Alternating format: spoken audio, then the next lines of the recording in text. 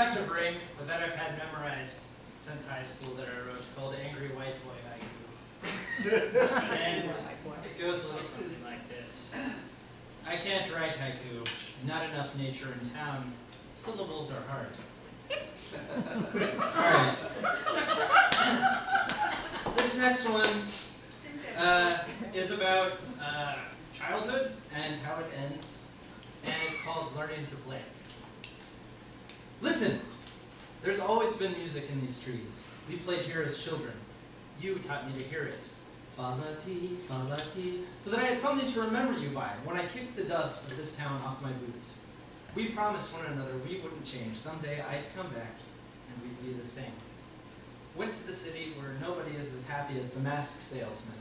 I have seen and done big things since then, but even after forest music warms rock-hard hearts, fa-la-ti, fa-la-ti, I wonder if growing up was worth it. And I wonder where these 7 years went. I came back to the forest, led to you by your song and a rhythm. We promised not to change, which is more tragic, that I broke the promise or that you kept it.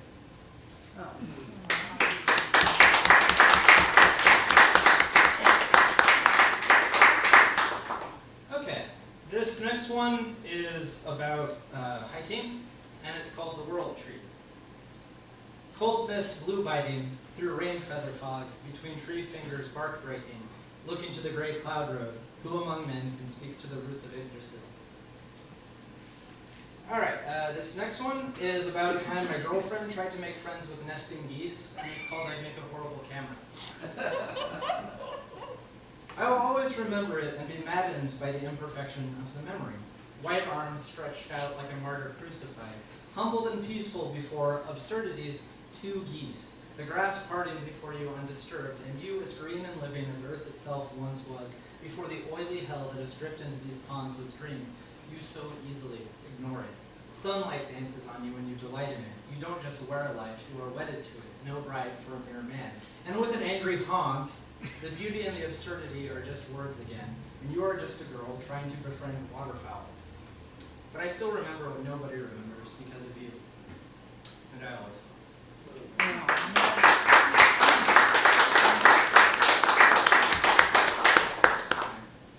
This next one is about teenagers on the internet, and it's called Tag to Poetry. Nobody understands you, even though they could have written your book themselves. They cut themselves to the bone and bled over the thesaurus entries for scars, poison, breathe, lungs, and alone. Reinvention is what you do to yourself when someone gets too close. Because if they find out what you are, you have to accept it. You had a nightmare that instead of lyrics to someone else's song, your true SIC self was tattooed on your back, so you couldn't change it and everyone could see it. And the sick thing is, how could so many people be so afraid of being alone and not be together? Because the only thing scarier is realizing that they are we, us, together, and not the brightest star in a heliocentric cosmos. Because in the end, 2 snowflakes are crystallized water, and one is about the same as another. Unless they all drift together, they melt in seconds on a laughing child's mitten.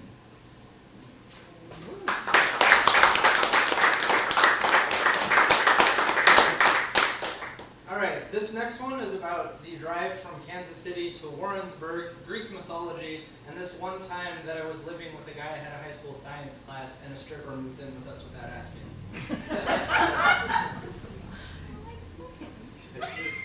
It's called Odysseus Journeys to Ithaca by way of US 50 East to Sedalia. Clouds contain multitudes, and fields stretch out as wide as Poseidon's ocean. Blue and gray and green and gold, trees who have watched this land change hands to a Trojan horse full of smallpox. A shipwrecked sky vessel marks the edict that all mortals return to the ground. To pass their brief time, they visit sirens in windowless shacks. I met one of them, the sirens, when she dated my roommate.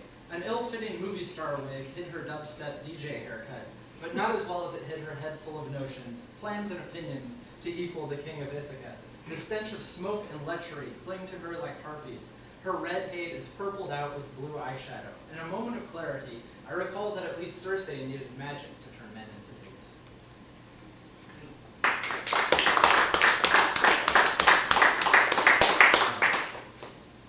This next one is called Perspective. It's about the long past death of my sister and me disapproving of my friend's boyfriends.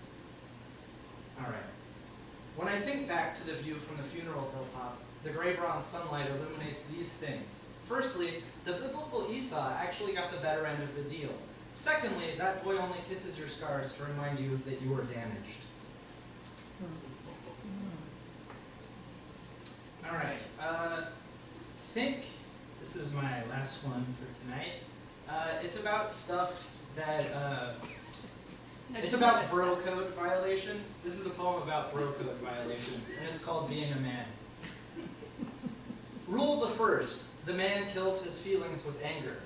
I would always test your resolve, try your patience with taunts and shoves, tease you just to talk to you, shove you just to touch you. We'd complain about women because, as everyone knows, rule the second, the man uses the woman as a heart mirror.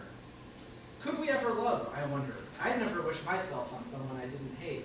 Through sufficient self-denial, I've been able to make you an exception, a familiar leaf on my favorite tree. Yggdrasil's bark no longer worse than Fenrir's bite. Rule the third, the man masks the feelings he cannot kill using alcohol. I like to drink beer that tastes like ashes that fell from your cigarette when your grandfather died. You prefer whiskey that burns like the house where you met the goblin. After enough of both, we, for the first time, find the sleep that is rest, and you find a lost part of me in the crook of my right shoulder. I push you away in the morning.